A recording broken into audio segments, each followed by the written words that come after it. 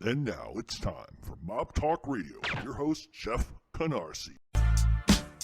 Yo, Lord Willin', Jeff Canarsie, Mob Talk Radio. Check it out. Yo, we stay quiet like Russell Buffalino when things will get ugly like Pepsi's death in Casino. Who do we know? No one, nobody. But we're all well respected like Della Croce and Gotti. I know wild nights, Havana nocturne. Light up a cigar and watch your spot burn. You'll get patty whacked, I'm tough like Irish dock workers. Rubber guys who got guys, hooligans and block lurkers. Corner berserkers, street savvy soldiers. You owe, you better pay. Don't make me say I told you. Code you don't betray, I say what I mean. Providence and Brooklyn all the way to the bean. I'd rather be unseen, like Vinny the Chin. I don't gotta go to Vegas to see cities of sin. Pull the pin, drop bombs like Danny Green. I write homicide like the murder machine. Lansky Luciano, mastermind the racket. Up in the clam house with $1 million in my jacket. Move around when the streets get darker. Pay homage to real bosses like Gambino and Patriarcha. Mob talking, but you don't talk to the mob. Lord Will and Jeff Canarsie, we stay on our job. And welcome to Mob Talk Radio. I am your host, Jeff Canarsie, and we've got a huge Q&A today. Now, for those that know and those that don't, after this week, we're going to take 2 weeks off because the FLANNANS TV show is set to begin principal production the 26th, which I believe is Friday. So we're going to take 2 weeks off, and then when we come back from the 2 weeks off, we're going to talk about the Kennedys. And I'm going to try to lop it into two 2-hour shows if I can. I'm not sure. Like I said, I'm still working on some stuff. So is there going to be anything that's going to come out in the next 2 weeks? Likely not. And the reason being is I'm going to be shooting long days, 14-hour days with a cast of 40-plus people. I'm not going to have time to do a show. However, if there's some late-breaking news and I get an hour or two break somewhere, keep it locked and loaded on social media, and I'll give you updates as we know. Now, as for Philip Narducci, I know I've talked a lot about him on this show, and I just wanted to make one thing specifically clear. He is not getting out in December. A lot of this is because the judge did not allot the time that he spent in jail prior to count towards his good time, as we call it in the streets. So therefore, that's why he's not getting out in December, like some jerk-off journalists continue to say. And this is a point I'm going to make, and I don't want to get into a windfall because I have a bunch of questions revolving around these two guys, is that if you're a journalist, your duty is to know what the fuck you're talking about. If you miss a simple fact that has been published all over the place by the Philly Inquirer, you can check Pacer accounts, and you still fuck that up and you still can't get the facts right in that, it just, either you're sloppy, you're lazy, or you're a fucking dunce. Take it either way. Now, in terms of that, I did get a message from, I don't know if it's a fan or what you want to call it, but I got a message from somebody that really, it wasn't that this person was particularly unhappy with anything that I said. I think that they had valid points, and I'm not going to say who it was or who they were because I'm sure they would probably rather remain sort of anonymous, not because they're anybody, just because I don't like to publicly throw people's names out there like that message me, especially from fans and stuff like that. It's not exactly fair. But he had sort of a solid point, and his point was to me that he's a longtime listener, loves the shows, but he's frustrated because he's tired of hearing about Dave Ratweiser and George Euthanasia, and he's tired of the rants, and he made some, not allegations, but assertions. I was pro this, pro that. For anybody that has listened to my show and anybody that listens to any podcast, radio show, whatever the case may be, there's a genesis of how you begin. Then throughout shows you do, you kind of change the way you do things. And where you begin is often not where you end. One of the reasons why I rant is because I stick up for people. So if people don't like that, I don't know what to tell you. Find another podcast to listen to. Listen, we all enjoy the history of organized crime. I try to do that consistently. But sometimes there are things that I need to address. And that's what I'm going to do. The minute that I stop addressing jerk-offs, rats, scumbags, is the day that I need to stop doing this. If you have a voice, you use it for whatever you believe in. Listen, people don't have to believe what I say. People don't have to support the fact that I support other people. It's okay. Everybody's entitled to their opinion. But the point that he made was that he just enjoys the regular, normal shows of just the history of organized crime. And I totally get it. I love doing those shows. Those are more fun for me. When I get into rants and spiels and fucking yelling and whatever the fuck else it is that I do, that takes away from the subject matter, and it takes away from the people that do want to just hear this and not the other stuff. And while I totally can sympathize and completely understand where you're coming from, I'm going to say it like this. It's my show. I'm going to do whatever the fuck I want. If you don't want to listen because I do that, then that's your choice. I hate to lose you as a fan or a listener, and that's the case. But the minute that I stop defending people, then there's no reason for me to exist in this. We are going to continue to do the historical aspects of organized crime. I am definitely, this person alleged I was pro this family name, and it's not true. It's absolutely not true. If you go back to the beginning, I defended certain people. That was done and over with, and you move on to something else. I'm always going to defend the people that are good to me, and that's never going to change. So while I respectfully thank you very much for the constructive criticism, and I agree with you on some points, maybe sometimes I could dial it back. There have been people that have complained about all you do is talk about Ratweiser and Anastasia and all this shit, but I do that for a reason. And the reason is that they lie. They don't tell the truth. They don't know what they're talking about. Does it affect me on a personal level? In some ways it does, because of some shit that George Anastasia did to me and some shit that I know Ratweiser attempted to do to me. That's why I have a personal beef. Does that mean I got to carry it on every fucking show that I do? No. But when they level allegations against friends of mine or friends of theirs, then I'm going to step up to the plate and I'm going to open my mouth and I'm going to tell everybody what the fuck is wrong with it. They didn't want to cover the truth about what happened with Phil. They still are getting facts wrong about Phil. They have levied fucking allegations against guys that you have a duty not to allege somebody did a murder. You have a duty to allege that somebody's a rat. You can't do those things because those things put guys' lives in danger. And they don't give a fuck about it. And there are some questions that are sort of revolving around that, so I don't want to get on a rabbit trail with it. But that's why I do what I do. Now, as far as the Flannagans go, we begin filming in Queens on Friday. Then we will be down in South Philly 2 weeks after that to film. So we're looking forward to that. If you're unfamiliar with the Flannagans, you can go to Facebook, type in the Flannagans TV show. That'll come up. We're on Instagram, the Flannagans TV show. You can follow us on Twitter at Real Mob Talk 7. You can check us out on Facebook, Mob Talk Radio on our Facebook page there. You can also, what I wanted to say is thank you to everybody who is donating. And let me once again explain this, because a lot of people are making ridiculous accusations. First of all, I don't know if you know anything about monetization.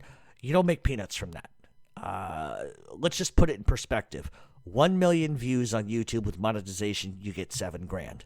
Okay? I haven't hit that.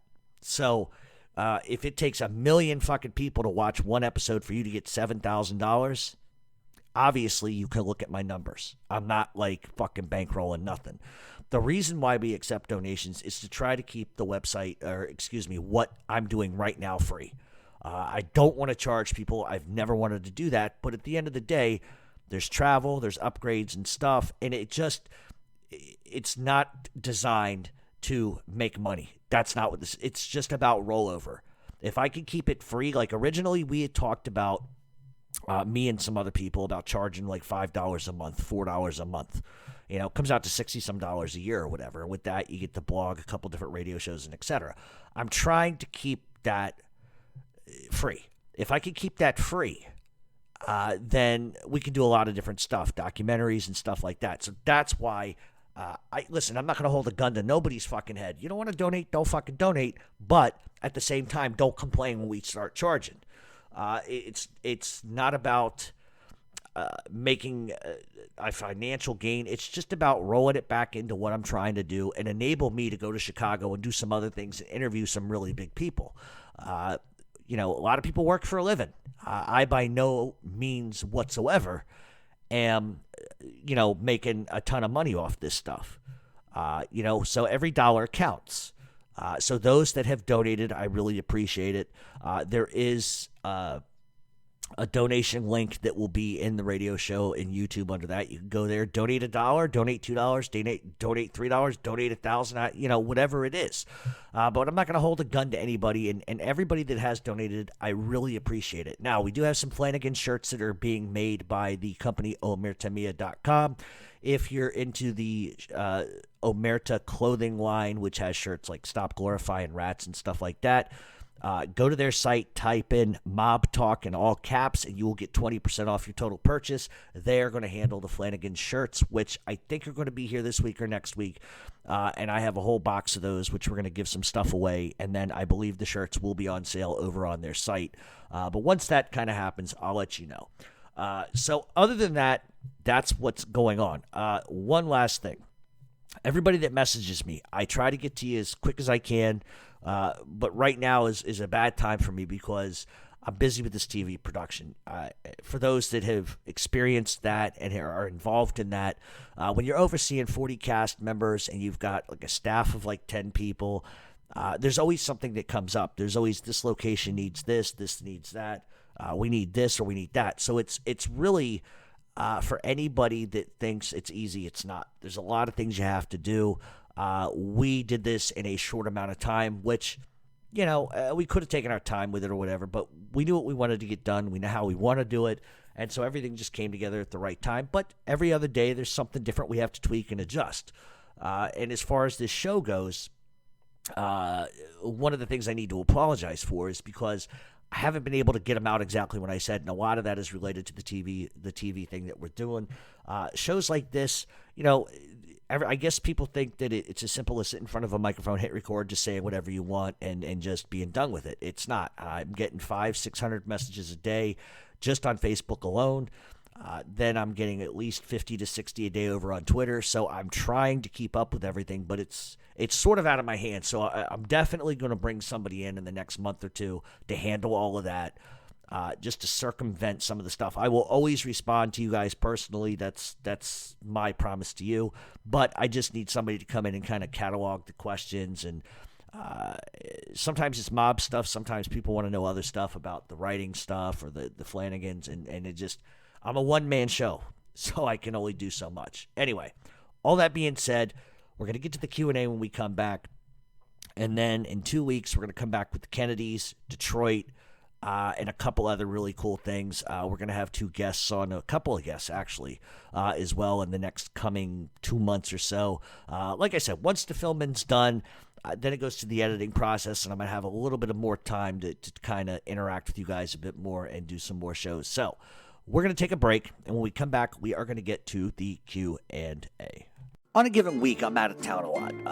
Whether it's Philadelphia, it's New Jersey, Connecticut, Rhode Island, wherever the case may be, I'm always looking for a place where I can sit down and have a great dinner. Ambiance is key, price is obviously key, but the most important thing is the food good? And there's a place I want to tell you about today. It's called Saltwater at Margate. If you are going down to the shore, because I know a lot of people in Philadelphia go to the shore, especially Margate, you're missing out on a great restaurant if you haven't been there. The name is Saltwater Margate. It's at 9401 Ventnor Avenue, Margate City, New Jersey. The phone number there is 609-289-8078. You can also visit them online at saltwatermargate.com. This place is unbelievable. Not only is the food absolutely superb, the price is great too. They're renowned for their pizza and their gnocchi. They have all kinds of different things from mussels to roast pork and Italian fare. So do yourself a favor, do me a favor, go and visit Saltwater Margate. You will not be disappointed. It is a place that I think at some point, if not already, there's going to be lines out the door and around the block. So if you're down on the shore, stop in, go to Saltwater Margate. At least check them out online at saltwatermargate.com. And welcome back to Mob Talk Radio. We are going to get to the Q&A. And once again, if I don't get to your question, it's not because it was a dumb question, not because I couldn't answer it. Sometimes we just get a lot of repetitive questions. And most of the people that are on Mob Talk Radio on the Facebook page will tell you if it's been asked a million times. And sometimes they're even more helpful than I could ever imagine, because they direct other people to which show they can get those answers in. So I appreciate everybody that participates. And listen, it's a good thing when I say I can't get back to all of you. If I was only getting 2 messages a day, maybe I'm not doing something right. But just the sheer volume is absolutely ridiculous. Now, I always pre-scan the questions. I look for the good ones. And I came across a couple that I am going to read regardless of whether I wanted to go there or not. But I also am going to play a clip or two to show you what I'm talking about, because I think that it coming from my mouth, I'm not going to lie to you. I'm always truthful. I'm not going to bullshit you. I'm not a jerk off like that. So sometimes you have to prove to people that are listening exactly what you mean. And that's what I'm going to do. And it's not in any way, shape, or form some sort of, what do you want to call it, revenge. I'm just simply saying, okay, this is what was said. This is the reality. This is the truth. Now you decide for yourself whether you're being fed correct information or not. Am I always right? Absolutely not. Am I an expert? Absolutely fucking not. However, I'm better at what a lot of people do. As far as I'm concerned, that I believe that. I know I get a lot of stuff right. Majority of my information is correct. But do I get it wrong? Absolutely. But I'm the first person to come back on the radio show and I say to you, I got something wrong. Let me address this and fix it right now. How many of these other people that are doing this do that? They don't. They don't give a shit. They'll put out whatever they can to get, people to watch, people to listen, and that's how it is. So we're going to jump into the first 2 questions, and then I'm going to play some WAV files to sort of overlap that. So the first question we got was, I've heard you and quite a few others say that John Gotti never made his bones in the life. If this is true, how did he rise to power without pulling the trigger? That is a subject of interpretation. Do I happen to believe he killed 10 people? No. I don't think he did. He got pinched for the McBratney hit and he didn't pull the trigger, and he took a murder charge for that. Now, is that to say that Gotti didn't kill somebody? There are people that lay claim that Gotti's the one that shot Tommy DeSimone, which I don't believe to be the case. I don't think that's true. I think that's what gossip on the street was, but I don't believe that to be the case. Did John Gotti kill anybody? I don't know. I don't know. Would it be a stretch to say that he didn't? No. Would it be a stretch to say that he did? No. Listen, he came up under some serious fucking people. He was close with Neil. So the odds are, do I personally think he may have killed somebody? Sure, of course. Can I prove it? No. Was he ever charged for it? No. So the reality is that we can speculate that issue back and forth, but there's no evidence to suggest that he did. If that were the case, he would have been charged with 10, 15, 19, 20, 30, 40 murders, whatever the fuck the case may be. There have been guys that have been made that didn't kill people. That's historical. There are guys that didn't pull a fucking trigger and were still made. So I don't think, we have to stop. And by all means, when I answer this, I don't mean it to be insulting or nothing like that, is that we have to stop believing what The Godfather says. We have to stop believing what Goodfellas says. Those are movies. If you believe the core values of The Godfather, there's a lot of good anecdotes about life that you can take and apply to yourself. There's a lot of things about business you can take and apply to your life. However, who said you can't get out of the mafia? Tell me where that was written. The Godfather, right? It's not real. It's a fucking movie. Were there times in the mob where guys couldn't get out or they'd get killed? Probably. But usually the reality of that would have been they had business ties, money ties, and that would infuriate other people. If you're making $50,000, $60,000 a week and a racket and a guy wants to fucking retire and this guy's going to lose like 50 grand, he's going to kill the motherfucker because he's going to lose money. But sometimes it's not just that. Sometimes it's guys fearing other guys are rats or snitches. That's why they get killed. But the reality of a guy can't leave the life is nonsense. I know plenty of guys that left the life. They made their money. They did a shitload of time, and they says, you know what, I'm done. Why would the mob be angry with you because you said, I don't want to be in the life no more. Goodbye, good riddance. Who gives a shit? Let's absorb his rackets. He's gone. So we got to stop believing the myths.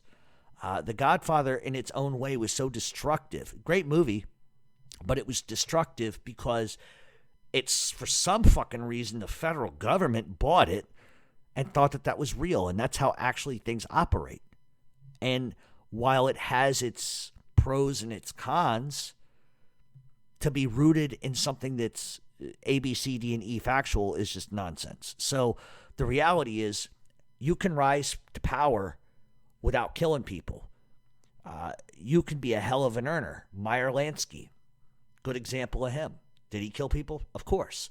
But that guy was the brains. There's a lot of guys that can really turn and make money. And I've always said this on this show, is that you get into that life one of two ways. You either earn or you murder. If you could do both, you're a star.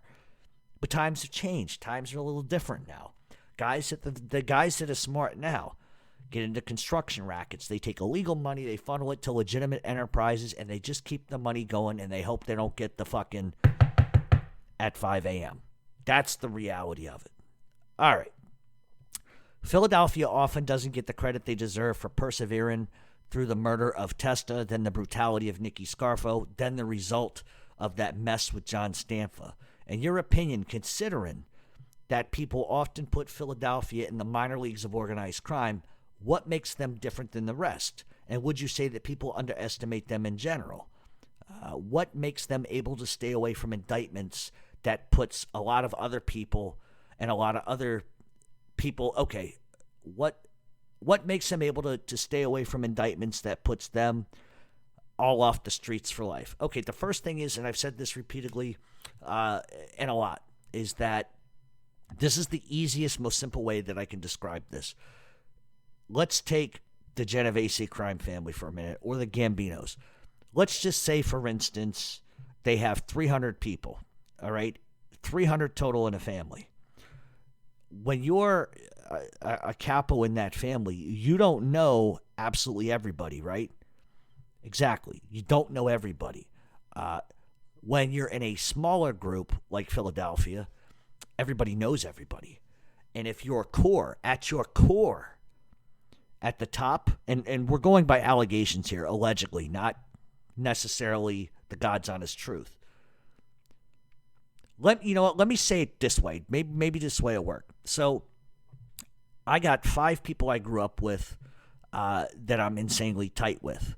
No matter whatever happens to me, I've known them since they was in fucking diapers. No matter what happens, no matter where we go, whatever we experienced in life, I knew if the shit hit the fan and there was a fight, they're getting involved.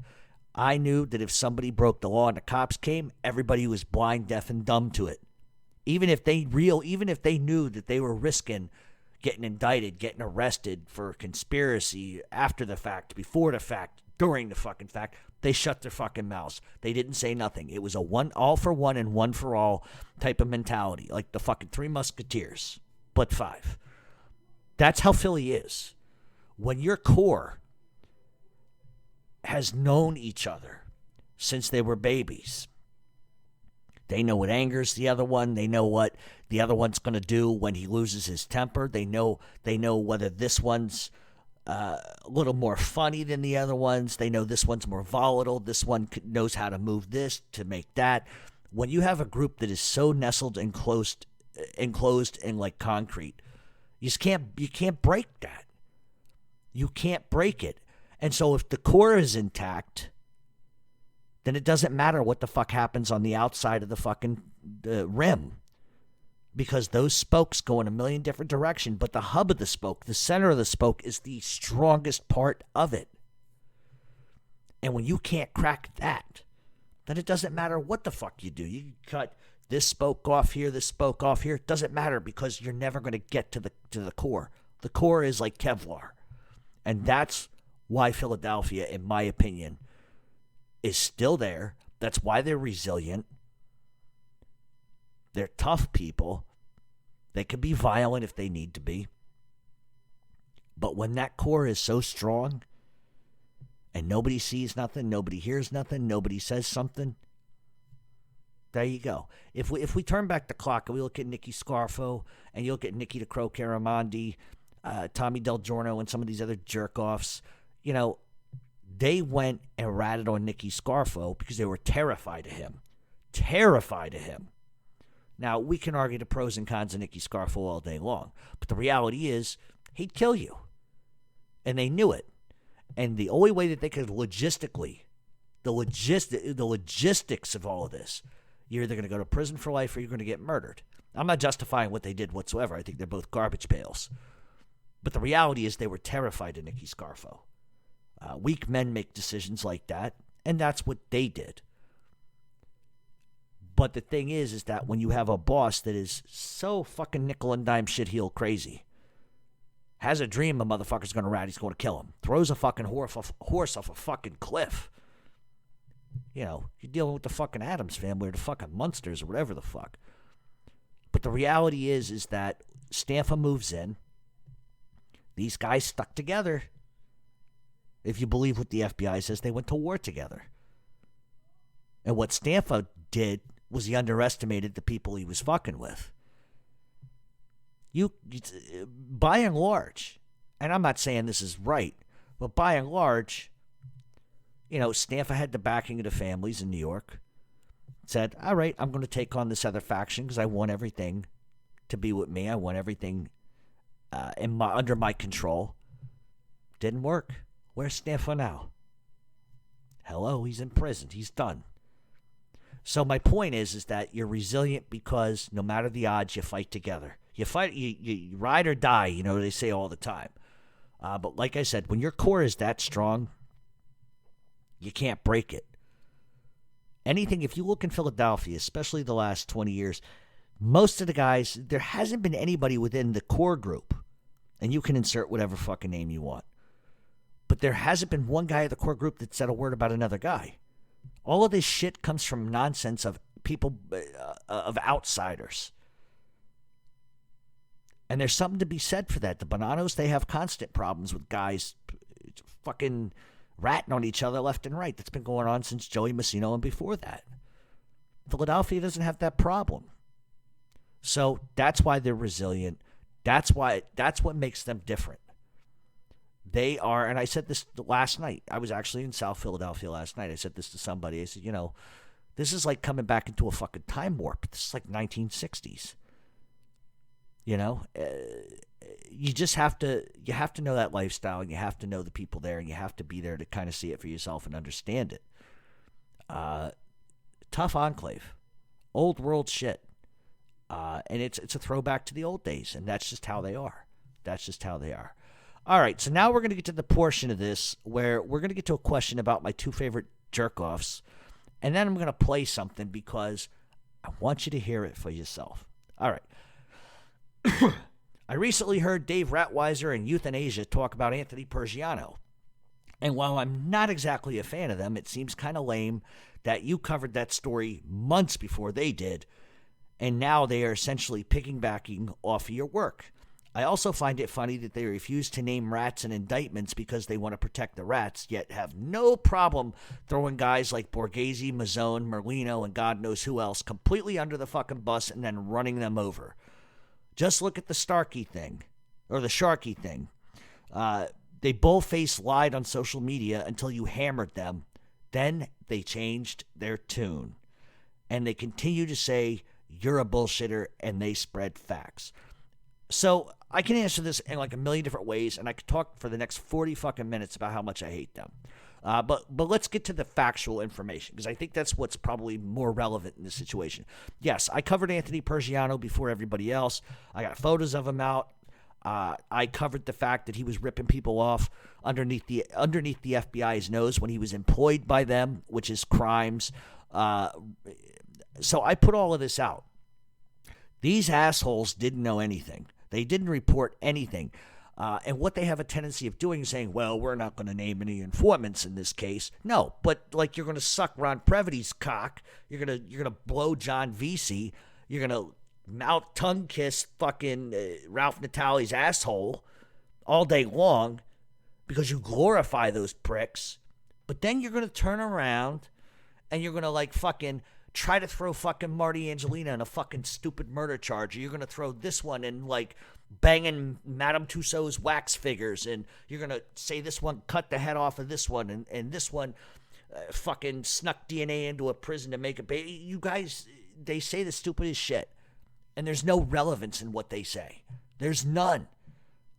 If I believed everything that these two guys fucking said, I would believe an indictment's happening every fucking 15 minutes. Hey, anybody see Stevie Mazzone? Well, he was here 15 minutes ago. Must be an indictment. That's how these guys are. They don't know anything, so what they have to do is sort of like cherry pick a obscure fact, twist it so it looks like some sort of hermaphroditic fucking fantasy, and then they run with it. Who do you think picks that up? Who do you think picks the feds? So listen, let me state it this way too, is that you're a journalist, you're going to cover a story, you're going to do it, you're going to have your point of view that you want out. And I get it. I get it. What pisses me off, especially the Sharkey case, they fucking said on social media he was a fucking rat. People are talking. People are talking on the streets. He got out early. They think he's snitching. Everybody on the streets is shaking. They're worried. Nobody was fucking worried because they all knew he wasn't talking. Then Sharkey comes out and he explains it to these fucking idiots. Actually, I was only in because of a prior DUI thing. I didn't do all my time or whatever. Did they apologize? No. Did they say, holy shit, did they stop and consider for 1 fucking second? For 1 second, putting that information out could have gotten him fucking killed. Killed. Yeah, and I know what some of you are going to say, oh, well, Philadelphia wouldn't kill nobody. You better bet your fucking ass they will. They don't fuck around at all. These two assholes have laid claims, well, they'll physically not touch anybody. Want to make a fucking bet? Want to make a fucking bet? Idiots, fucking dunces. So that's what I get upset at, is that they're willing to throw guys under the bus, make up a bunch of nonsense. Leave Marty Angelina the fuck alone, for Christ's sakes. So what? He got a fucking subpoena. So do jurors, you dumb fucks. It doesn't mean they did nothing wrong. Doesn't mean they fucking know anything. How is that fucking news? Yes, we saw Philip Narducci today walking his dogs, and one of his dogs took a shit, and the shit looked like the Pope. So it must have been, an FBI indictment. And that's my point. You don't throw guys under the bus. And listen, when I do stuff, I take into consideration that these guys have kids. They have wives. How would either one of those two fucking mongrels feel? How would they feel if somebody started writing bullshit, gossip, and nonsense and distorting the fucking facts about them, and their kids had to come in and go, Daddy, why are they saying that you had sex with Ron Previty while he was eating a hero sandwich and playing a violin? Do you see my point? That's why I don't like them, because they're not honest. And then when they get busted on social media about their lies, and they can't even be men and apologize and say we got something wrong, they need to stop sharing the same fucking ice cream cone. With Philip Narducci, these idiots said, and I quote, and now I'm about to prove it, well, Philip Narducci got 1.5 years in prison, was sentenced to 1.5 years. No, he wasn't. 1 year, 1 fucking day. I reported it months ago. You fucking dingbats know it, because you got the fucking indictment paperwork. It was in the Philly Inquirer that he got 1 year and a day. How can you fuck that up? You call yourself mob experts and mob talk shit down. You guys know all of this shit, and every fucking gangster talks to you guys, and you can't even get a simple fucking fact of a goddamn sentence right? Don't believe me? Stay right here. We're going to play it and come right back on. Let's start with the news first. Philip Narducci, former Scarfo era captain, did 28 years in jail. He gets 1.5 years on a loan sharking bid. Need I say any more than that? Need I say any more than that? If they can't get that right, what the fuck makes you think they're telling you the truth about anything else? All this guy does is talk about Joey Merlino. Yes, there is a hurricane coming in Florida. Houses are decimated. Must be Joey Merlino. There was an armed robbery of a Swiss bank in Switzerland. Must be Joey Merlino. I have never in my life seen one fucking prick be that enamored, be that sociopathic, have that many fucking homoerotic fantasies about another man in my life like that guy's got with Joey Merlino. Joey's in prison. There ain't no news. The guy's serving his fucking time. He's going to get out. He's going to go home. And he's just going to go about his fucking life. But these guys, like, they must wear Joey Merlino thongs, Joey Merlino bras, Joey Merlino underwear. They must have more paintings in their house of that guy than anybody in the cult of Merlino. That's what I call these guys. They're in a cult. Joey Merlino, Joey Merlino, Joey Merlino. And so what I did that was very interesting, and then I'm going to get off this topic and we'll move to the next question. I went through 3 episodes of that garbage fucking show, and there's 2 things that I know. Number 1, their factual information they claim comes from street guys. Wrong. It comes from the feds, and it's not even accurate. Not even accurate. Because first of all, street guy's going to, not even talk to you. Second of all, he's going to throw you bullshit and horrible misinformation. But these guys already know what the truth sort of is because they talk to the feds. So, and when I say what they know what the truth sort of is, meaning they take a small sample of a fact and they distort it and make it look like the Swamp Thing having a fucking orgy with Jabba the Hutt. Ron Previty. Joey Merlino and Ron Previty. The second thing I notice is every fucking show, I hear, well, George, Joey Merlino. Don't believe me? Check this out. Joey Merlino, Joey Merlino, Joey Merlino, Joey Merlino, Joey Merlino, Joey Merlino, Joey Merlino. So, I hope that everybody can see what I'm talking about. It's just the audacity. And so, I'm just going to leave that there. I've said enough. And that's the bottom line. All right. Am I right in saying that you have a soft spot for Jimmy the Gent Burke is your favorite Irish gangster? And I'd love to see you make a documentary, a movie on his life. He's a fascinating gangster. Keep up the good work. I don't necessarily think that I have a soft spot for Jimmy Burke. I just, being Irish has nothing to do with it for me. You know, it's one of them things, like certain people when they grow up, they cheer, like cowboys and Indians, right? When you're kids, who wanted to be a cowboy? Cowboys weren't fun.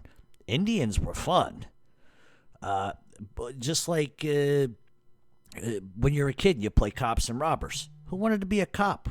What's the fun in that? Everybody wanted to be a robber.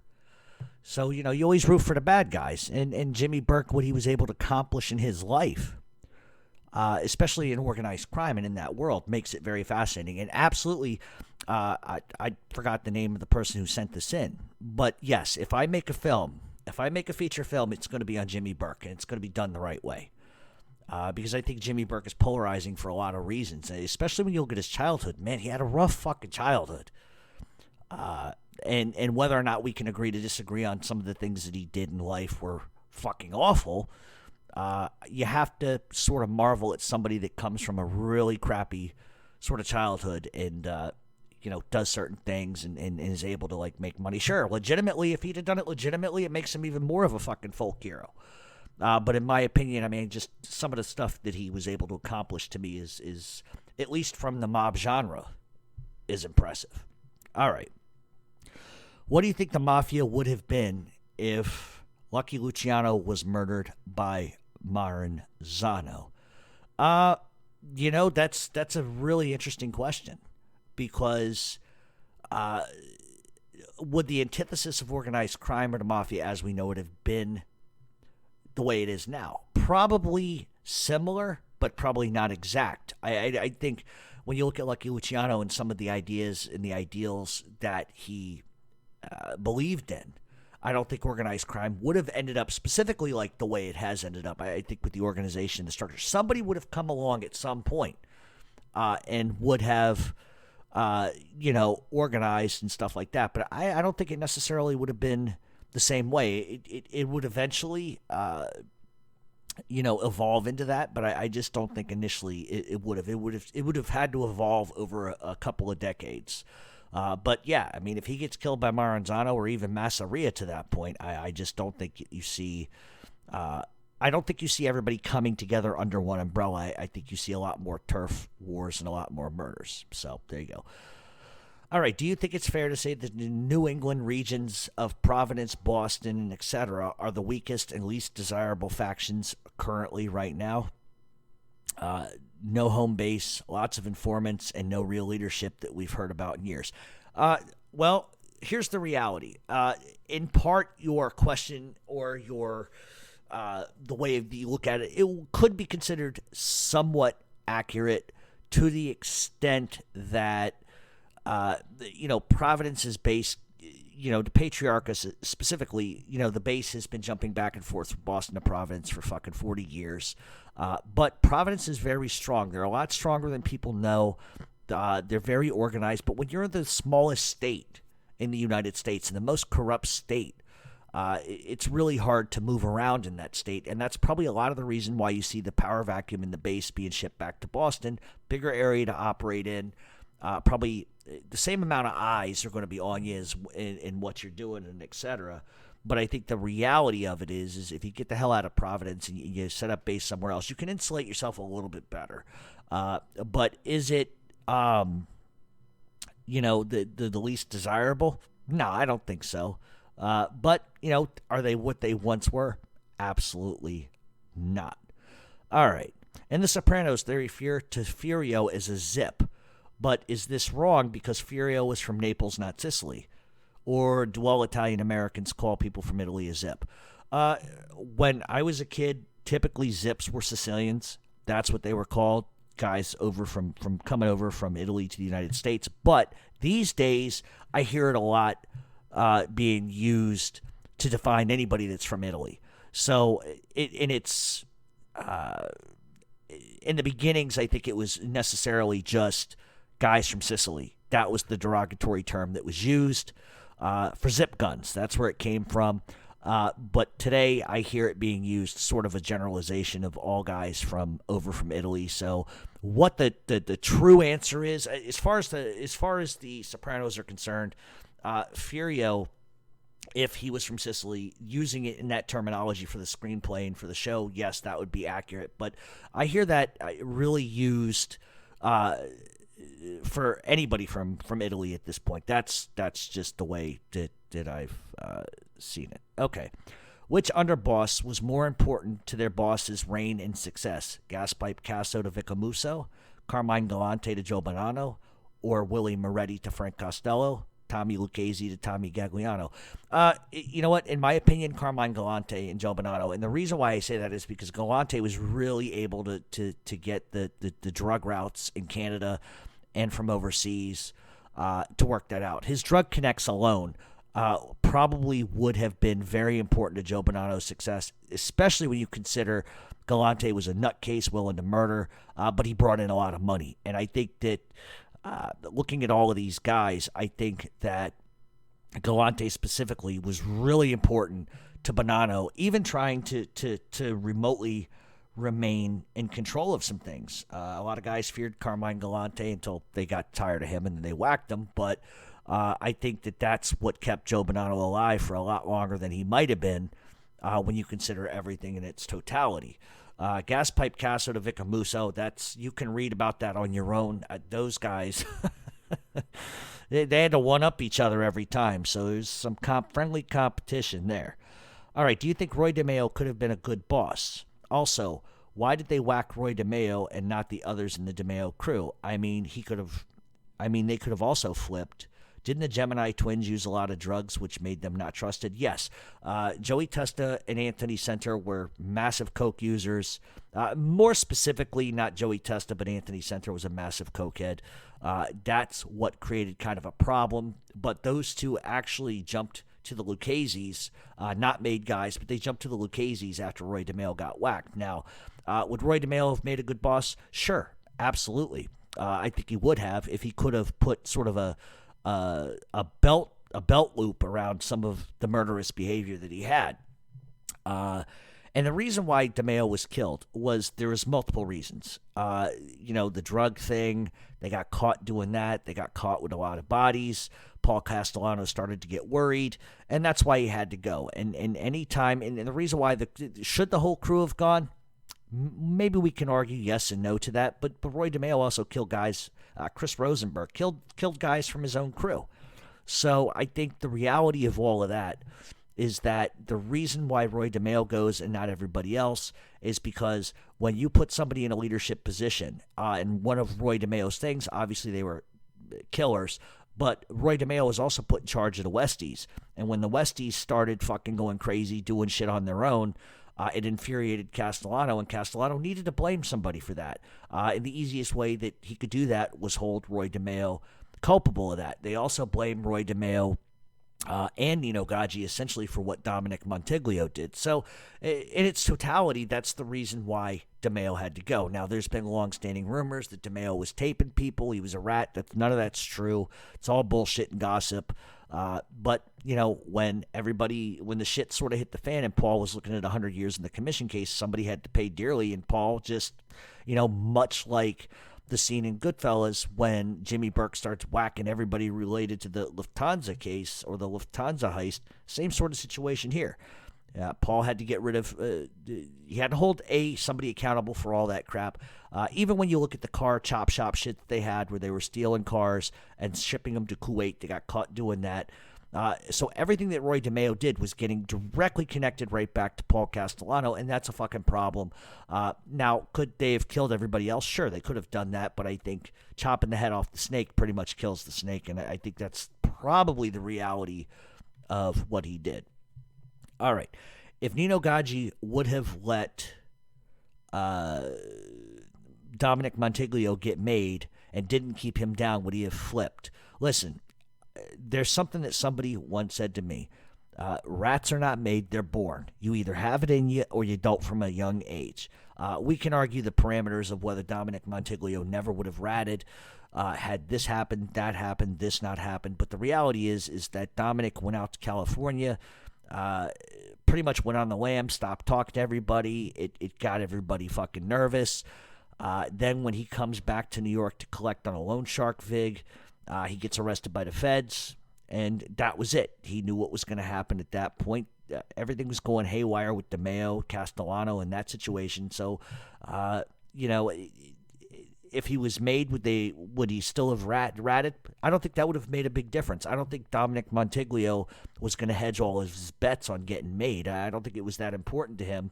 But I think the reality of the situation that everybody around them was getting killed pushed him into that. But like I said, rats are not made, they're born. All right, what do you think of The Deuce, and is it fairly accurate? I have never seen The Deuce ever in my life, so I couldn't even tell you what it's about. And I couldn't give a correct summation of that just because I haven't seen it, but I will check it out because you mentioned it. All right. Would you say that Benny Siegel was one of the first individuals to set up and use the Mexican drug routes? 100%, absolutely, unequivocally, no. He wasn't. Believe it or not, Chicago was way ahead of him in terms of trafficking like that. He was never really a narcotics trafficker either. It was really Virginia Hill, who was his girlfriend at the time, who was working with the Chicago outfit to move heroin from Mexico to the United States. And the reason why is because she would either fuck him and the fact that she was fluent in Spanish, and they needed somebody to sort of bed the big drug bosses and to be able to speak to them in their own language to be able to move the drugs. And that's pretty much what her job was. So to say that Benny Siegel was the drug dealer, he really wasn't, not in any shape or form. And like I said, for example, when Virginia Hill would go to Mexico, she was really working on behalf of Jack Dragna, who was the alleged boss of the Los Angeles crime family, and she was also working for the Chicago outfit at the same time. So she really wasn't beholden to Benny Siegel at all, and we could do a whole entire show on Virginia Hill herself. But that's the reality. All right. Why did some of the top mobsters choose to stay in Italy and not immigrate to the United States in an attempt to chase their riches like other top-tier guys like Lucky Luciano and Carlo Gambino, for example? You know what? I can't really speak to that, only because, look, the decision was their own. Some guys wanted to come to the New World because money was to be made easier. Some didn't. But you have to remember, too, that many of those people that stayed in the country, in Italy specifically, ended up more wealthy than Gambino and Luciano. Now, obviously, both Luciano and Gambino were 100 millionaires or whatever the fuck. But I think the reality is that a lot of these guys that stayed in Italy became mob heavyweights in Italy. You also have to understand, it's not just controlling small little towns and enclaves in Italy. They are controlling massive amounts of area, not just in Italy, but in fucking Europe. If you look at Totorina and what he did, just the mere fact, Matteo Denaro, they control parts of Europe, not just Italy, not just little towns, fucking parts of Europe. And so I think that would have been the benefit to staying in Italy, is just controlling more area. And you also have to look at the way law enforcement was in those days, too. Now, if we want to talk about Luciano days, law enforcement nearly wasn't what it is today. But even if you, in comparison to today, and with the surveillance we got and all of this, Italy is still decades behind. They're starting to catch up. Law enforcement is there to how to sort of counteract the mafia in Italy, but they're still decades behind. And that's the thing. They operate with impunity there, for the most part. The stuff that they've gotten away with there, they could never get away with here. And so I think that that's sort of a side benefit for some of them staying in Italy. But like I said, I'm not them, so I couldn't give you 100% perspective. All right, I personally don't believe this conspiracy theory, but why have people tried to implicate Frank Schweiz in Marilyn Monroe's death? Well, first of all, Chicago always, for some reason, tries to insert themselves into some of history's greatest conspiracies for some reason. For those that don't know, Frank the German Schweiz worked for the Chicago outfit, as it were. As far as what's been noted publicly, he was a prolific murderer and has been alleged to kill, or at least been a part of the murders of Tony Spilotro, Michael Spilotro, Dick Kane, Sam Giancana, Sam DiStefano, and Chicky Nicoletti. But that's not true. He may have been involved in some of the organizing of that, may have had inside information, but the reality is that Sam Giancana, from what I understand, was whacked by Tony Spilotro and two other people. Mad Sam DiStefano, Tony Spilotro also whacked as well, from what a lot of people say. Can I be 100%? No, I wasn't there. But while I doubt the veracity of all of the rumors, he likely probably did know a lot of inside information. Frank operated in several crews in Chicago. One of them was a pretty infamous crew, the 26th Street Crew, or what was also known as the Chinatown Crew. Look, he was ruthless. He was a butcher in every sense of the word. But as far as any involvement in Marilyn Monroe is sort of laughable. Look, if you want details, all I'll say is this. Peter Lawford, who was an actor who was married to John F. Kennedy and Bobby Kennedy's sister, was sent to Marilyn Monroe's house after Bobby Kennedy visited her the night of her death. She was basically threatening to go public with the fact that she was banging both Bobby and JFK, and she was going to expose the mob and etc. And what she wanted was John F. Kennedy to leave his wife for her. That's what she wanted, and that was not something that was possible. So word essentially, and we'll get into this in the Kennedy show, but basically Bobby Kennedy goes to see her, lays it out for her, shut the fuck up, stop saying shit, but she basically refuses to do it. Either JFK leaves his wife, or I'm going public and I'm going to open my mouth. So something apparently went down that night in her house, and Peter Lawford ends up getting sent there to mess up the bathroom and put pills all over the house and to remove any notes or diaries that Marilyn Monroe had in the house. That is public knowledge. That's not something that is a rumor. Kennedy long denied that he had ever visited her that night, but White House ledgers, some 30 years later, prove and show that Bobby Kennedy, in fact, was in her house hours before her death. Peter Lawford, in his book, admitted to going to her house after Bobby Kennedy visited her, but then refused to go into any other details other than to say that he would live the rest of his life scared and feeling guilty. And if that's sort of not a preface a preface to covering up a murder, I don't know what is. I know that Joe DiMaggio absolutely fucking hated Peter Lawford after that. There's on record Bobby Kennedy going after other presidents saying, why did you have my brother killed? So we'll get into all of that. But no, Frank was not the guy that killed Marilyn Monroe. All right. Do you think the mob in New York takes a hit money-wise and power-wise from not having strongholds in city like Boston and Providence like they did? And why don't they get those places back strong? It's government. Is it government, or do you think they just don't care and could survive fine without those places and regions? The mob still is in control in Boston and Providence. Boston and Providence have always been patriarchal territory.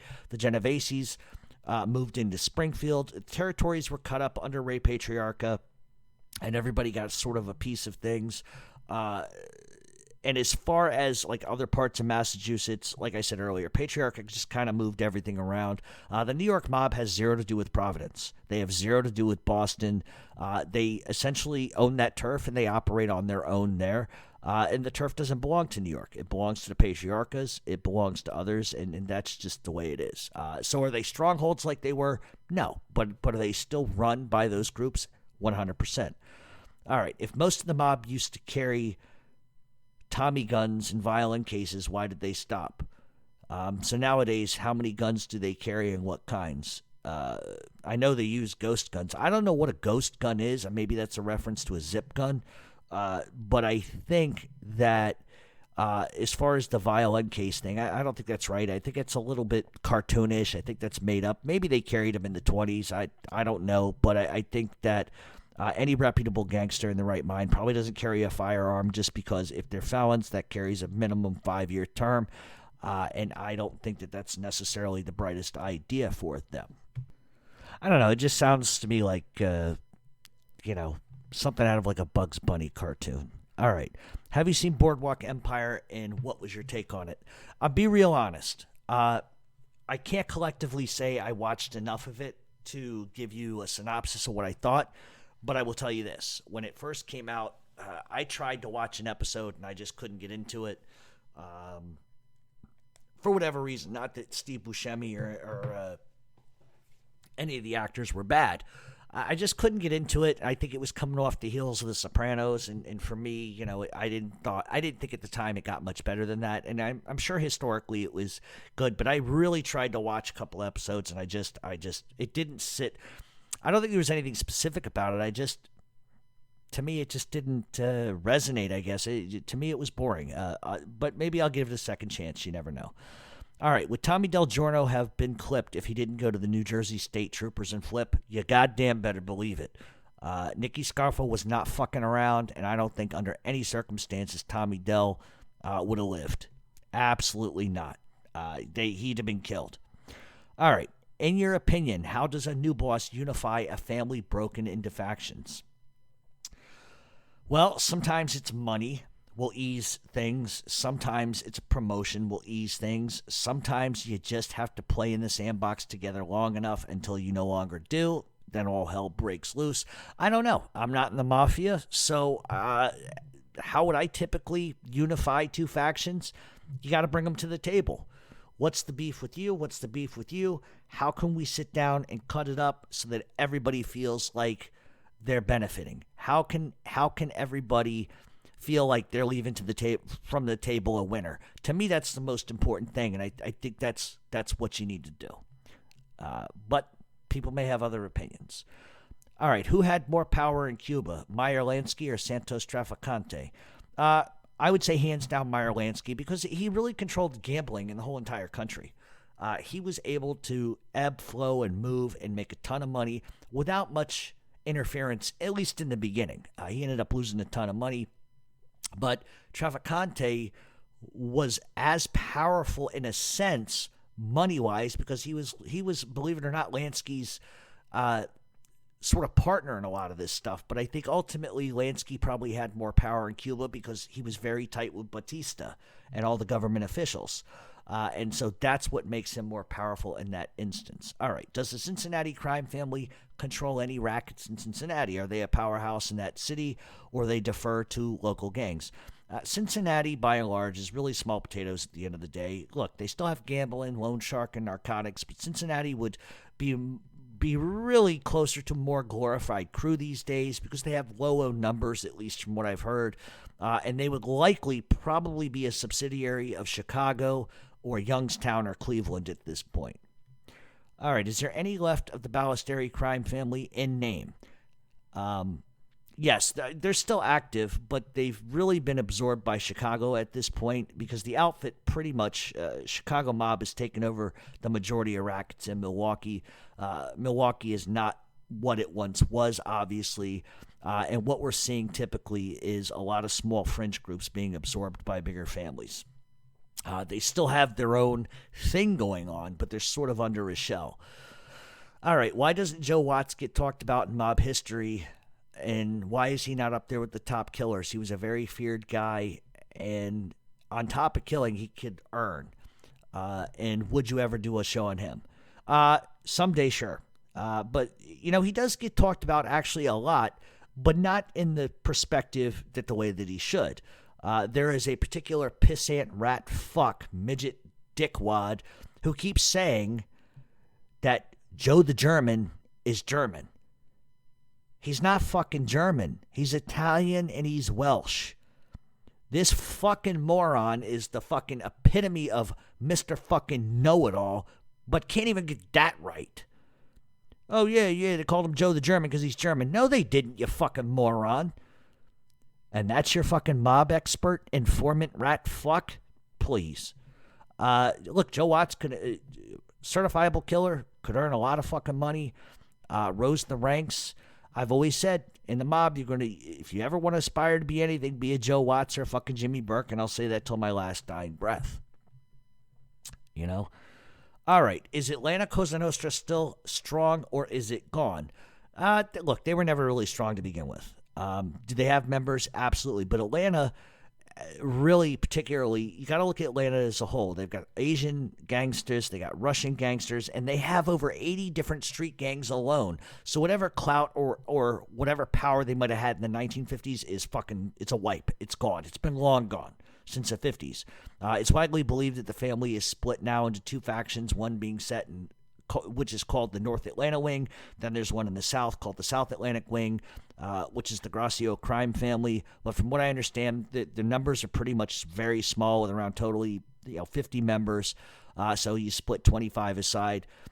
If that number is even accurate. You really can't get totally accurate on these things, but if that's the case, it's really hard to maintain control of turf or an area when you have 80-some fucking gangs, Russian mobsters, MS-13, Asian gangs.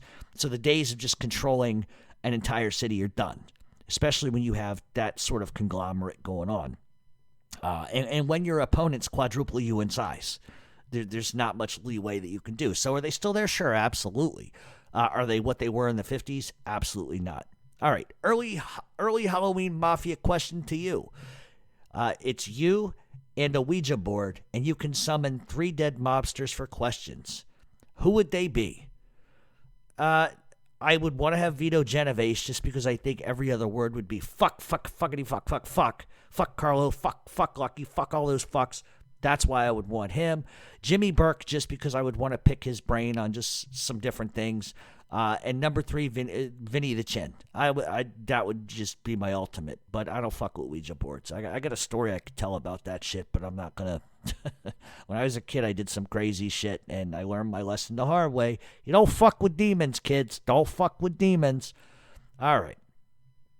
Did Meyer Lansky and Benny Siegel drop a dime on Waxy Gordon? Actually, it was both of them. It was both Meyer Lansky and Lucky Luciano, not Benny Siegel. It was Luciano and Lansky are the ones that dropped a dime, which ended up getting Waxy Gordon a 10-year sentence. So what was the reason for that? A large part of it had to do with bootlegging and the fact that Waxy was a bit of a jerk-off. Let's just call a spade a spade. Waxy Gordon's power came from Arnold Rothstein, and when Rothstein died in 1928, Gordon, he ended up losing a lot of clout and a lot of power that he had, which was based off of Rothstein, his energy and the people he knew, and his base ends up sort of shrinking. And therefore, what he does is he forms an alliance with Luciano and Lansky and Louis Lepke, Buckhalter. The first alliance, pretty much worked out, and then Gordon sort of begins to fight with Lansky over gambling interests and bootlegging interests. He wanted more money, he wanted more turf, and basically a war breaks out. Many guys get shot on both sides, but finally Luciano says, fuck this noise, and him and Lansky went to Thomas E. Dewey, who was a prosecutor, and a jerk-off, I might add, and they basically ratted him out, which ends up getting Laxey Gordon convicted on tax evasion charges in 1933, 1934. But by the time he gets out, there was really no power left for him, so he ends up going out to California, and he becomes, ding, ding, ding, a narcotics trafficker. Tell him what he's won, Bob. All expense trip to prison for the rest of your life. And that's exactly what happened to him. He ends up getting caught trafficking narcotics, gets thrown in prison for the rest of his life when he dies in 1952. All right. Whatever became of the street tax put on the pagans by Nicky Scarfo? You know what? I don't know. That is something I can't answer. I don't have the Philadelphia Mafia hotline phone number on my phone where I go say, hey, let me ask you something. The fucking pagans, what are they kicking back these days? I'm sure whatever arrangements are arrangements, and that's that. But honestly, I don't know. I would naturally have to assume that there is, how to say this, there is, amongst thieves and criminals, there's always alliances, and they work off of each other. Are they getting browbeat to pay a street tax? Probably not. But then again, I don't know, and I don't want to speculate on that because I just, listen, I don't know the day-to-day operations of Philly. I'm not in like that. So are they paying a street tax? Probably so. I would imagine that they are. Is it handled the same way Nicky Scarfo did? No, not at all. I think that this era of Philadelphia gangsters are guys that are businessmen, and what's good for business is peace and quiet. And that, to me, speaks volumes more than Nicky Scarfo going, fucking kill him, he's not dead, I heard a heartbeat, whack this motherfucker. So, there you go. Heard about the Pagans Motorcycle Club telling Nicky Scarfo to go fuck himself, and then they killed 2 associates of Scarfo. Absolutely true. That's pretty much the way it went down, and I think after that, Nicky Scarfo kind of backed off a little bit because he was way too busy trying to whack the whole entire faction of the Riccoboni crime family. So, there you go. All right, Jeff, do you think The Sopranos should have expanded on more of the families in this series? It only had a New York inclusion and 4 other families. Maybe something with Chicago would have been good. I don't think it would have been good. And the reason why is the location of Jersey. New Jersey's got representatives from all the 5 families. Then New Jersey's got their own crime family. Then you have Philadelphia, which is in South Jersey and some other places. So I think what would have been more interesting to me in The Sopranos is like adding a side to Philadelphia a little bit because it's very close in competition, so to speak. That would have been interesting. Especially when you consider that they sort of treated the Sopranos like the little redheaded stepchild of the New York Mafia. I think it would have been interesting to plot the DeCavalcantes, or i.e. the Sopranos, versus Philadelphia just to see what would happen. You want to talk gunshots. Phil Leotardo would have been fucking not only just shot and run over by a car, he'd been fucked in his ass with a cactus with anthrax on it. So that would have been interesting. That's what I would have liked to have seen. All right, last week someone asked you who you'd like to talk to. The obvious choice would be Angelo Ruggiero Sr. Quack, quack. All you need is some ziti and meat sauce, some wine, and you would know everything about the Gambinos. You're probably right. All right. Wasn't really a question, just a comment, I think. All right, do you think the mob has a hand in the infamous Led Zeppelin hotel room robbery? They played at Madison Square Garden in New York, and allegedly the only people who had a key to the room was the manager, Peter Grant, and the hotel security guard. Because there's no way a band that big selling out Madison Square Garden didn't pay off anybody, right? I doubt the mob had anything to do with the robbery itself. It smells more to me like an inside job from day one, to be honest with you. But as far as Madison Square Garden goes, for you wrestling fans are going to love this fucking shit. This is going to create some shit. But yeah, the mob has always had contracts in Madison Square Gardens. The union's always controlled everything, even to this day. but you should ask. Well, you can't ask Vince McMahon Sr. because he's dead, but you should ask some people that are in the business how much juice that Vince Sr. had to pay the mob, not only in New York but in the Northeast, to run his operation. You should also ask Vince McMahon Jr. why he ratted out guys in the New York Mafia. Bet you've never heard that before, but I'm just going to leave that right there. All right. Is there any family outside of New York stronger than the weakest of the 5 families? Perhaps, but it's sort of hard to compare and contrast because you have to pit one against another. However, I'm going to say this. People underestimate Philadelphia. I'm going to leave that one right there. Is the Flannagans set in present day or another decade? It is set in present day. There you go. If Frankie DiCiccio if Frankie DiCiccio didn't get blown up and John Gotti wasn't the boss, how do you think Frank would do as a boss? And if you had John Muller in a room with 3 of the greatest hitmen, who would you choose? Who would you choose? I personally would choose. Okay. In my honest opinion, there's going to be a lot of people that are going to say that. Let me say it this way. In my honest opinion, look, some people are going to say that John Gotti was the worst thing that happened to the Mafia, and some people are going to say that he was the best thing. In my opinion, is basically like, could someone have done a better job? The Gambinos? Sure, absolutely. Would they have had the same support? That's the actual real question. To me, sort of the greatest hitmen of all time, Tommy Patera, Albert Anastasia, and followed by the United States government. But as far as your question goes, John Gotti was already the boss at the time Frankie DiCiccio got killed. So I don't think that, as far as the way that your question is formatted, is totally relevant. But I think that if I could get John Muller in a room, I'm definitely going to use Tommy Patera and Albert Anastasia real quick. Maybe even fucking Greg Scarpa or even Roy DeMeo. But the 3 greatest hitmen of all time is Tommy Patera, Albert Anastasia, and the United States federal government. All right. Who and what was the mobster Red Kelly's real name, and any info on him? The New York Red Kelly, not the Boston Red Kelly. Thank you. All right. Red's real name was Paolo Vaccarelli. He was an Italian guy born in New York City. He was also the founder of the 5 Points Gang in New York City, and he actually recruited Johnny Torrio, Al Capone, Lucky Luciano, Frankie Yale, and others.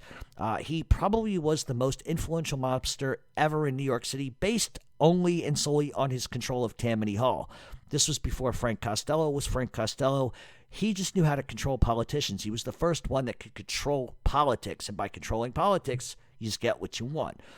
He used the name Paul Kelly in the old days because he was a boxer.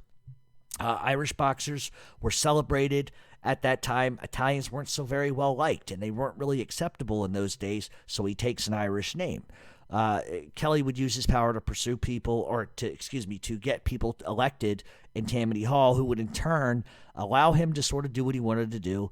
He would take on Monk Eastman. If you have never heard of Monk Eastman, you need to look him up. That guy, fucking insane. Monk Eastman was a gangster. He controlled the East Side, and he had 2,000 men in his organization. So look up Monk Eastman. I know my boy Chris Lord Willen is a big fan of Monk Eastman. Absolutely. But eventually, Kelly loses control of Tammany Hall after years spent killing back and forth with enemies. But he would continue to commit criminal acts for the most part, but he ends up moving into the realm of labor racketeering, and that was really what he would be known for at the end, other than his Tammany Hall theatrics. All right, is New Orleans still active? Yes, from what I understand, they're hovering around 65 made guys, 30 associates, but the numbers aren't exact. Nobody's ever going to be exact on the numbers. And that's another thing, like I wanted to say, is that a lot of people put out these hierarchy charts: Philadelphia, Providence, Boston, Chicago, New York. None of those charts are active. None of those charts are accurate. I have looked at some of them.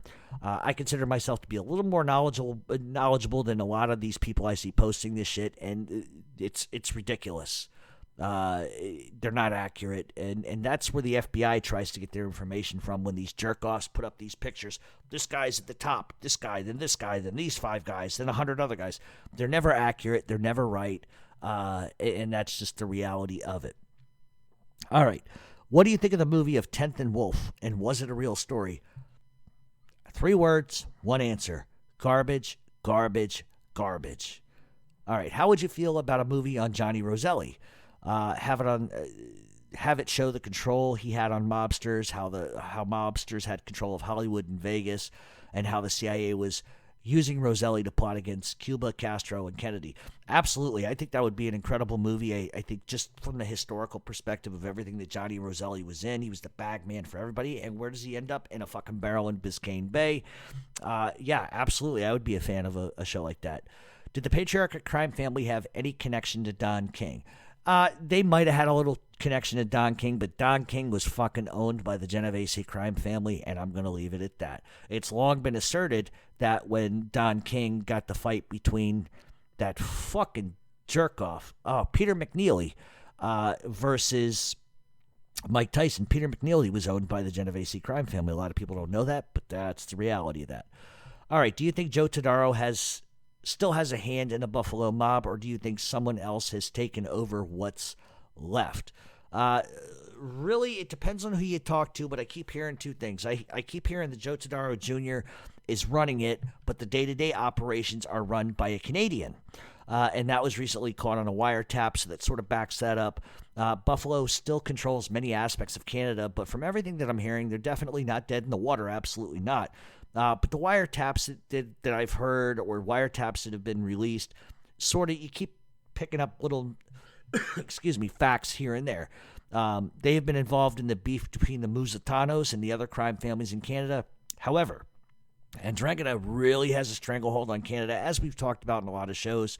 They have so much juice that there's a lot of ebb and flow going back and forth. But just how much juice Buffalo has, it's hard to say. They have juice right over the border. Domenico Violi is apparently the underboss in Buffalo, but a Canadian, that Todaro Jr. So it's they're alleging that Domenico Violi is the essential day-to-day operations running the crime family, and he is Canadian. And from Canada, but that Todaro Jr. is pretty much running things from Florida. He just has an emissary. Allegedly, Todaro conferred and went to the commission to give Domenico Violi the bump up to acting boss, because this is something we haven't seen traditionally, is a Canadian being that high up in the American mafia. So this is it's not the first time, but it's one of those things that just doesn't happen very often. And Todaro actually sat down with the commission to get it approved, so that should tell you something about Buffalo still being active. Isn't what Capone did in Chicago the same as one family taking on the other 4 New York City families and winning? Nah, I don't really think so. Chicago, during the Capone era, was not really traditionally mafia. They were street gangs. It would be like the Crips taking on the Bloods, taking on the Latin Kings, taking on the MS-13, et cetera, et cetera, et cetera. So it's a little different. All right, do you think the assassination of Phil Testa involved influence from a New York City faction? It's been stated that the Bruno crime family was a Gambino guy, and his death was helped with by interference of the Genovese family. Everyone during this era wanted in on the lucrative businesses in Atlantic City. No, that's not accurate. Let me explain why. Okay, so Nicky Scarfo had a chance to take over, at least if you want to believe what's been said, is that Scarfo had a chance to take over, declined it, allowed Testa to go. Testa's own people tried to fucking move on him. This was not a Genovese move. And where the Genovese crime family comes into this was because Nicky Scarfo was tight with Vinny the Chin. It was Vinny the Chin that wanted Scarfo in Philadelphia. It was Vinny the Chin who, after Testa was blown up, looks at Nicky and says, okay, now you want to take over? So that's where the Genoveses sort of come into that sort of particular question. As far as Testa being killed by the Genoveses, No, not the case. That was just a move other guys wanted to take over, and that's just the reality of it. All right. Who took over after Trafficante Jr. died, and was he powerful? It depends what you want to believe here. Vincent Lascalzo has bits of power. He's allegedly been the boss since 1987. The issue is, though, is once Trafficante died, Florida became open territory. And so every crime family pretty much has moved down to Florida now. And sources have told me that the Trafficantes are pretty much irrelevant as far as crime families go at this point because they've lost all their territory and all their turf. Now, that doesn't mean that Vinny Lascalzo isn't tough and he isn't like a boss, because he is, according to reports.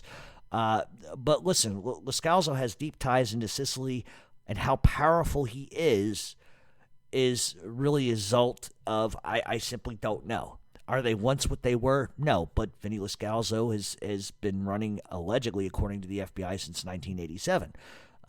Look, Florida was once owned by the Trafficantes, and now the fact is it's open territory, and that says a lot. All right, Gotti Sr. was known to like the cameras. Couldn't the same thing be said about Paul Castellano? Dude was always posing.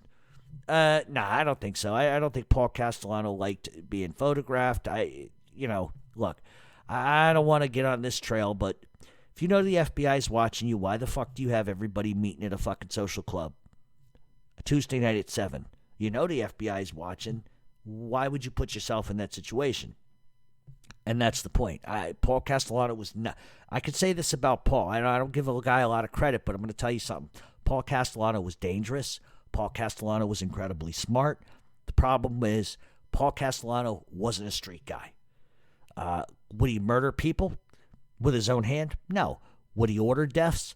Absolutely. But the thing I think in this particular case is that I don't think Paul Castellano wanted to be seen on camera. Fuck, this guy never left his house. He had guys come visit him at his house because he didn't want to be seen in public. And I think he took that a lot from his cousin Carlo and brother-in-law, as disturbing as that is. But he took a page out of Carlo's book and stayed off the fucking map as much as he could. And I think that Paul Castellano's reign would have been longer. You take away that commission case, the whole narrative of the Gambino crime family changes at that point. If Paul is not fighting that commission case, I don't know if Gotti makes a move. I don't know if Gotti survives it, because Paul was sort of distracted with the commission case. He would have done 100 years, so Gotti didn't need to kill him. But those two are very different guys. Look, was Paul Castellano a gangster? Absolutely. Was he a good boss? Yeah, he was in a lot of different ways. I just think that Paul's love of money sort of outweighed his longevity at the end of the day. But that doesn't make him any less of a gangster. But no, he didn't like to pose for photos. He didn't like to be... Listen, when he found out from the FBI that they had wiretaps of him talking about his penile implant and the fact that he was banging his maid, that bothered him. It bothered him because he was upset because he felt like his privacy was invaded. And he felt like he was comfortable at home saying what he wanted. And so that tells you a lot about him. One, it's sloppy. Why he didn't kill the fucking maid, because she's the one that told the FBI where he conducted his business. That's a whole nother thing. But no, they were two different guys. All right, here we go with the last question. Any mob guys who have black children? I don't know. Any mob guys married to black women? I'm sure there have been, but I don't know particularly. That's not something I've ever really thought about. That's kind of a weird question, but it is what it is. So, all that being said, I wanted to appreciate everybody for listening today. We'll be back in 2 weeks with the Kennedys. Follow us on Twitter at RealMobTalk7. Donate. $1, $2, $3, $500, $4, whatever the fucking case may be. Please. It helps us do a lot of different things, and it's definitely not designed to get me rich whatsoever. It is what it is. If you can donate, I appreciate it. If you can't, I appreciate it as well. I appreciate everybody that listens to my show. So all that being said, we're going to get out of here for today. I got to run to Queens and more production meetings, fun stuff. So in the meantime, donate if you can. Check us out on Twitter at RealMobTalk7. Check us out on Instagram, Mob Talk Radio. Check out the Flannan's TV show on Facebook and on Instagram. And as usual, like I said, if any news breaks, we'll definitely hit the airwaves. But all that being said, I appreciate every one of you. Have a good week. And pay attention to the Flannan's Facebook page. We'll be posting stuff from the set. Photos, maybe a live video or two, just to make it interesting. In the meantime, be safe, take care of each other.